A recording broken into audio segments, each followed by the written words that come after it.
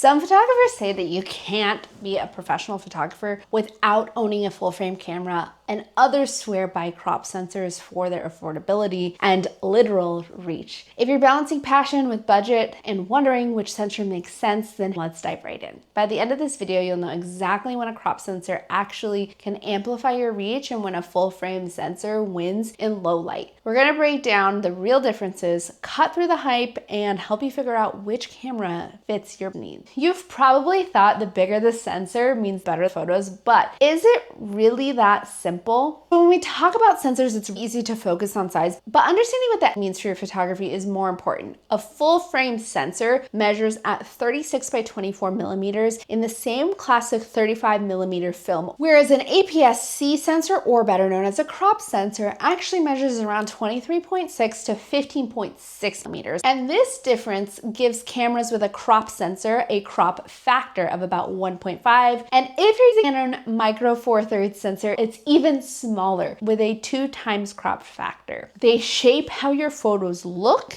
and how your lenses behave. The crop factor is the key component here. On a full frame camera, a 50 millimeter lens will act like a 50 millimeter lens. But if you take that 50 millimeter lens and put it on a crop sensor APS-C camera, it looks and behaves like a 75 millimeter or an 80 millimeter because of the crop factor. This means the image looks more zoomed, giving you a tighter field of view. This effect is even more pronounced on the Micro Four Thirds, where a 50 millimeter lens might act or look like a 100 millimeter lens. The crop factor is massive with these types of sensors. Now, this can actually be an advantage for certain types of photography. For example, if you're shooting wildlife or sports and you want that extra reach, this is an actual game changer when it comes to lens selection and sensor selection. Let's just take a minute to visually map this out so that you guys fully understand here. If this is your full frame sensor, that's a full frame sensor. A crop sensor looks like this. That is the difference. When you put a lens on this, let's say it's a 50 millimeter lens, you can see how the frame of a 50 millimeter now becomes much smaller because the sensor is picking up less space on the lens, making it look like it's a 75 or possibly an 85. And when you the micro, it's even smaller. So I'm sure you can imagine that in some situations, this might actually be beneficial to shoot on an APS-C, for example, in wildlife photography or sports photography, where you want that extra reach. You could put on a 70 to 200 millimeter zoom lens on an APS-C camera and get the same field of view as like a 105 to 300 millimeter on a full frame camera. This allows you to save money instead of going for the extremely expensive telephoto glass, whereas a 70 to 200 is more affordable. It's a practical way to get closer to the action, especially if you're on a budget or just starting out. The crop sensor gives you more bang for your buck when you want more reach, but that is not always the case for other types of photography. But the crop factor isn't just about zooming in, it also affects depth of field and the background blur, what we call bokeh, to match the shallow depth of field you get with a 2.8 aperture on a full frame camera. You'd need to be at about f1.8 on an APS-C or even wider on a Micro Four Thirds. Bokeh is really important for your portraits and your style. Sensor size and lens selection is going to play a critical role here. But let's talk about the cost,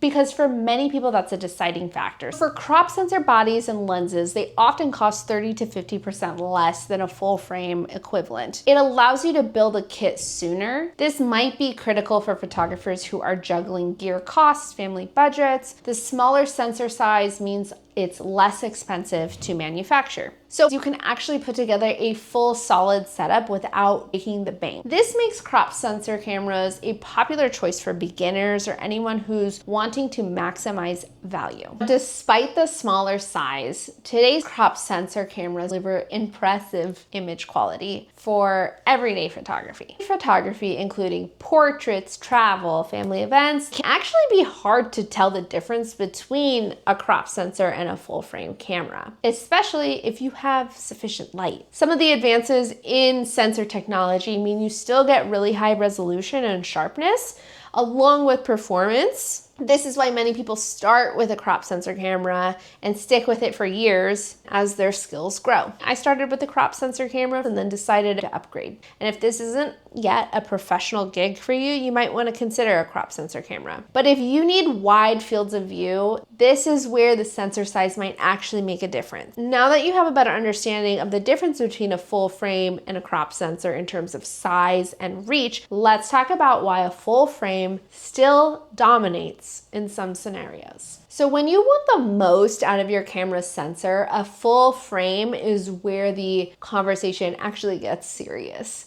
The larger sensor, 36 by 24 millimeters, gives you a distinct edge in several key areas that matter for both professionals and anyone who's a hobbyist. Maybe you don't want to upgrade later on like I did. So first, let's talk about low light performance. What's nice about a full frame camera is that the extra surface area on a full frame sensor means that it collects more light. This translates to noticeably clearer images and higher ISO settings. Full frame sensors often deliver 1 to 2 stops clearer images at high ISOs compared to a bodies, meaning noticeably less noise when shooting things like portraits, weddings, concerts, or a dimly lit situation. You can push your ISO higher and still walk away with sharp, usable images even without Lightroom, but we can fix that in post. If you've ever tried to photograph an indoor event and ended up with grainy, muddy photos, you will appreciate how much of a difference it makes to have a full frame camera. Dynamic range is another place where full frame cameras actually stand out. This is all about how much detail you can keep both in the brightest and the darkest parts of your photo, so that when you're in post-production, you can save those parts of your image. Imagine a sunset photo. Full frame captures more detail in both bright skies and shadowed foreground. So it allows you to recover blown out highlights and deep shadows in post-production. It's actually a real advantage for anyone who shoots scenes with a lot of contrast, like landscapes or cityscapes, or maybe golden hour. Now, as a portrait photographer myself and knowing a ton of different portrait photographers in the industry, we do tend to default to a full frame camera. And it's because of the way that it handles the depth of field and the background blur. The wider aperture requirement on a crop sensor makes full frame easier for creating bokeh when you pair it with a fast 85mm 1.8 or 1.4. The subject stands out from the foreground much more prominently, which is a look that I know has completely shaped the way that I do photography, but so many others as well. This separation isn't just about style though, it actually helps draw the viewer's attention to exactly where you want it. Full frame sensors also record more color information. This increased color depth results in more accurate color transitions, which is especially noticeable in scenes with subtle shifting tones like a sky at dusk or the tiny fine details of a portrait. If you've ever admired a photo with delicate color shifts that don't look artificial, that's often thanks to the sensor's ability to capture a more nuanced color in the data. Of course, these advantages come with some trade-offs. Full frame cameras and the lenses that are compatible with full frame cameras are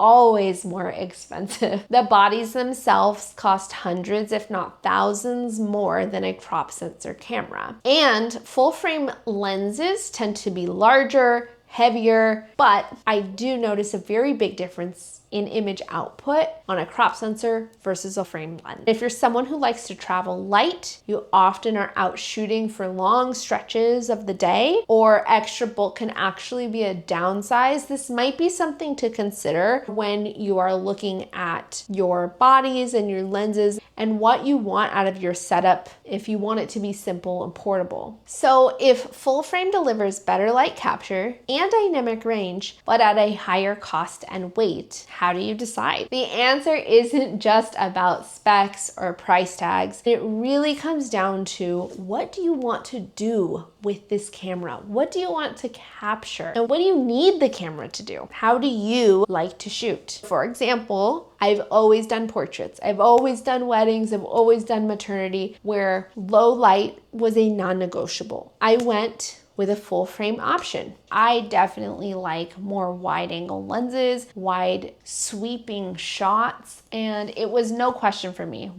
A full frame camera was where I needed to be. So here's an exercise for you. I want you to jot down 3 reasons why you want this camera. And what are the 3 non-negotiables that you need the camera to do? If you need it to perform in low light situations at the maximum capacity, if you want to take large, wide angle, sweeping views of subjects, and let's say you also wanted to have the best lens quality possible for portraits and wedding photography, full frame is where it's at. But if you just want to do this because you're a travel photographer and you want to maybe take some photos of some birds while you're on your next vacation, APS-C is where it's at. You do not need a full frame camera, and don't let anybody tell you you're not a professional photographer because you shoot on a crop sensor. That's a load of shit. Let me know in the comments down below, what are the 3 reasons why you want a new camera and which one you are leaning more toward. If you found this video helpful, please feel free to give it a thumbs up, subscribe,